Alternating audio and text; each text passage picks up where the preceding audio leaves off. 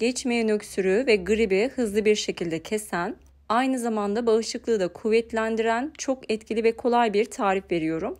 Bir tane portakalı yıkadım, baş kısmından çok az kesiyorum ve içine yine çok az olacak şekilde oyuyorum. Bir parça zencefili küçük küçük kesiyorum. Bir tane sarımsağı da aynı şekilde küçük küçük doğruyorum. Portakalın içine zencefil ve sarımsağı yerleştiriyorum. Bir tatlı kaşığı bal ilavesi yapıyorum. Üzerine kestiğim portakal parçasını kapatıp 2 saat bekletiyorum.